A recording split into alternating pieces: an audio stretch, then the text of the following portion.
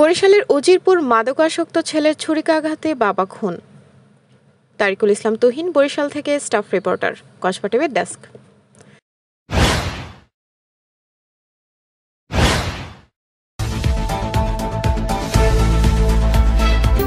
Kasba TV, হৃদয়ে বাংলা। মাদকাসক্ত ছেলের ছুরিকাঘাতে বাবা শাহ আলম খান নিহত হয়েছেন। স্থানীয়রা ঘাতক ছেলে শিমুল খানকে আটক করে থানা পুলিশের কাছে সোপর্দ করেছেন।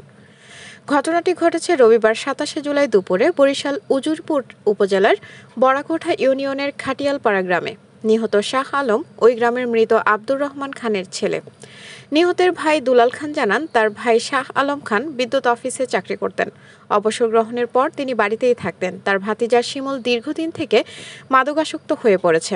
প্রায়ই মাদকের টাকার জন্য শিমুল তার বাবা শাহ আলমকে মারধর করতেন। রবিবার দুপুরে মাদক ক্রয়ের টাকার জন্য শাহ আলমকে চাপ প্রয়োগ করে শিমুল। সে টাকা না দেওয়ায় ক্ষিপ্ত হয়ে দুপুর ২টার দিকে খাটিয়ালপাড়া গ্রামের রাস্তা দিয়ে বাড়ির উদ্দেশ্যে যাওয়া শাহ আলমকে ছুরিকাঘাত করে শিমুল। স্থানীয়রা তাকে উদ্ধার করে উজিরপুর উপজেলা হাসপাতালে নেয়ার পর কর্তব্যরত চিকিৎসকেরা তাকে মৃত বলে ঘোষণা করেন। ঘাতক ছেলে শিমুলকে আটকের বিষয়টি নিশ্চিত করেছে উজিরপুর থানার ওসি মোহাম্মদ আব্দুল সালাম। জানান, এই ঘটনার মামলা দায়েরের প্রস্তুতি চলছে। পাশাপাশি নিহতের লাশের ময়নাতদন্তের জন্য প্রেরণ করা হয়েছে। আপনাদের কাছে যদি এমন কোনো তথ্য থাকে জানাতে পারেন আমাদের ফেসবুক পেজ কসবা টিভিতে। কসবা টিভি, সময়ের সাথে মানুষের পাশে। কসবা টিভি আপনাদের সাথে ছিল। আপনারা অপেক্ষায় থাকুন পরবর্তী আপডেটের জন্য। কসবা টিভির সংবাদের সাথে থাকার জন্য ধন্যবাদ জানাচ্ছি।